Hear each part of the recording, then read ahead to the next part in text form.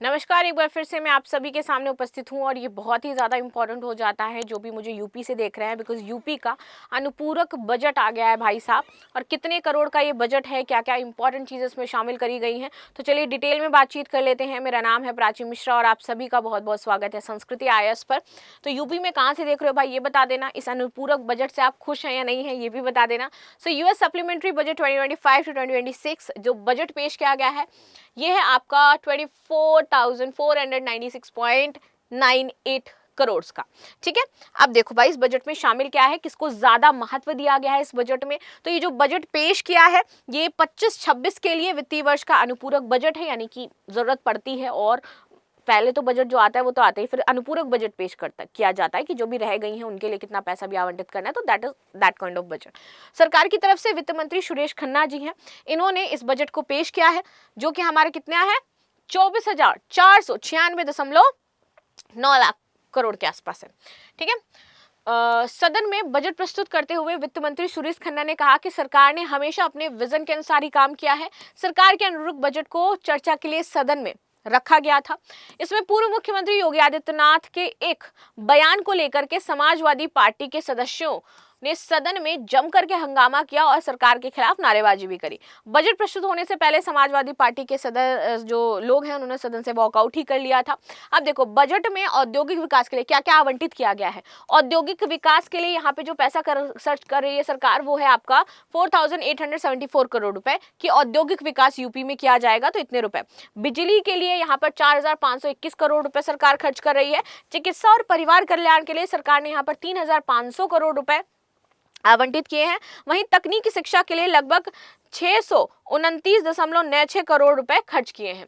इसके अलावा चिकित्सा शिक्षा के लिए लगभग 423 करोड़ रुपए, गन्ना चीनी के लिए 400 करोड़ रुपए, नगर विकास के लिए 1,752 करोड़ रुपए नगरों के विकास के लिए, और नेडा यानी कि नोएडा विकास प्राधिकरण के लिए 500 करोड़ रुपए यहाँ पर सरकार ने आवंटित किए हैं। और इस तरीके से ऐसे जो यूपी है उसका विकास किया जाएगा। यह अनुपूरक बजट मूल का 3.30% है और इसे रेवेन्यू सरप्लस बजट के रूप में प्रस्तुत किया गया है। राज्य का GSAPD लगभग 31,914 करोड़ रुपए है।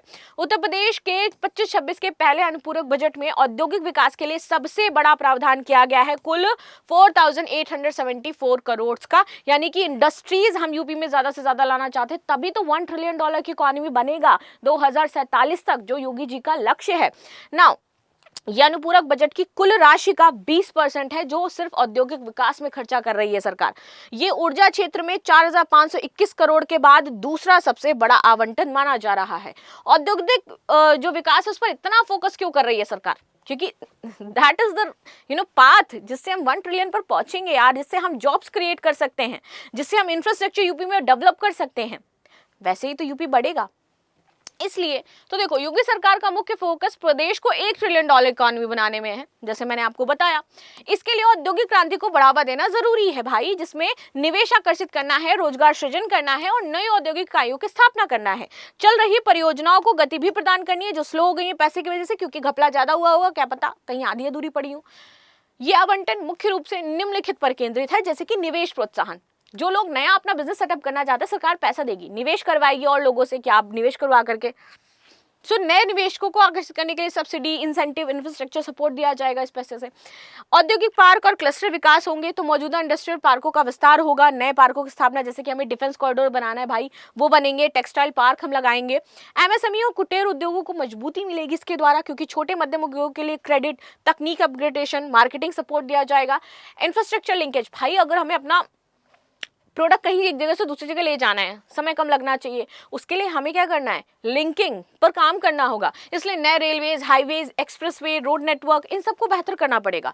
नई नीतियों का क्रियान्वयन, जैसे कि उत्तर प्रदेश औद्योगिक निवेश और रोजगार प्रोत्साहन नीति, जो चल रही परियोजनाओं को पूरा करने और नई शुरुआत में मदद करेगी। ये प्रावधान वित्तीय अनुशासन को बनाए रखते हुए विकास की रफ्तार को तेज करता है और नए रोजगार के अवसर इससे बढ़ेंगे, जिससे कि यूपी में जो विकास है वो और भी तेजी से गति पकड़ेगा और हमारा यूपी भाई पीछे तो नहीं रहने वाला है, जल्द ही $1 ट्रिलियन की इकोनॉमी भी बन जाएगा। बाकी आपकी क्या राय है, आपको क्या लगता है, जरूर बताएगा। मिलते हैं नेक्स्ट क्लास में, तब तक के लिए धन्यवाद। लाइक शेयर सब्सक्राइब करना बिल्कुल भी ना भूलें and thank you so much.